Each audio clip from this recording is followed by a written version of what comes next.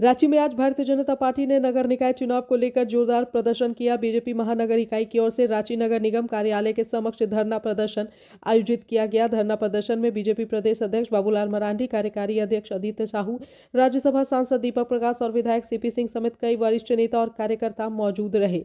BJP की मांग है कि नगर निकाय चुनाव की तिथियां जल्द घोषित हो, चुनाव दलीय आधार पर कराई जाए और मतदान बैलेट पेपर की जगह ईवीएम से कराया जाए। मौके पर बाबूलाल मरांडी ने कहा कि हाईकोर्ट के आदेश के बावजूद राज्य सरकार चुनाव नहीं करा रही है, जिसका सीधा असर विकास कार्यों पर पड़ रहा है। उन्होंने 2008 के नगर निकाय चुनाव का जिक्र करते हुए कहा कि बैलेट पेपर से मतदान में 4 दिन तक वोटों की गिनती चली थी। वहीं धरना प्रदर्शन में शामिल हुए कार्यकारी अध्यक्ष आदित्य साहू और सांसद दीपक प्रकाश ने कहा कि ईवीएम से मतदान होने पर पारदर्शिता बढ़ेगी और दलीय आधार पर चुनाव से आम जनता की भागीदारी मजबूत होगी। उन्होंने नगर निकाय चुनाव में हो रही देरी के लिए सीधे तौर पर राज्य सरकार को जिम्मेदार ठहराया है।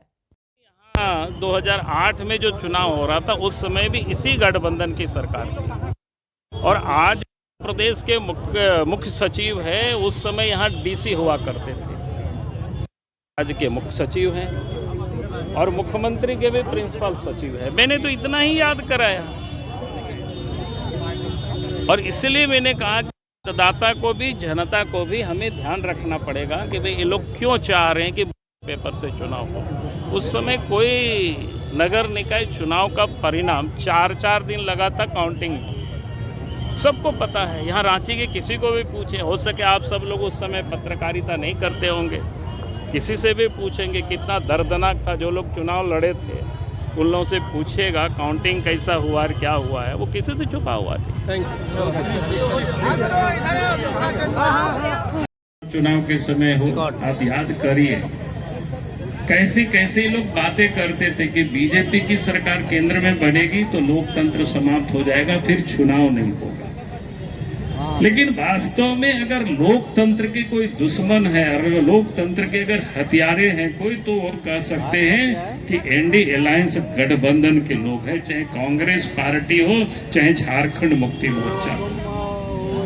मैं इसलिए इस बात को कह रहा हूं, आप याद करिए कि भाई झारखंड में जो नगर निकाय की चुनाव है, धनबाद है, चास है, बोकारो है, तो 2020 से ही वहां चुनाव होना ड्यू है एक प्रकार से, यानी कितना 5 साल पूरा हो गया, यानी वहां तो फिर से चुनाव होता, लेकिन उन्होंने चुनाव नहीं कराया। रांची में 2023 के अप्रैल से ही ड्यू है। आप जरा सोचिए ये लोग कैसे लोकतंत्र के हिमायती हैं और ये लोग घूम घूम करके भारतीय जनता पार्टी के बारे में किस प्रकार से दुष्प्रचार करते हैं।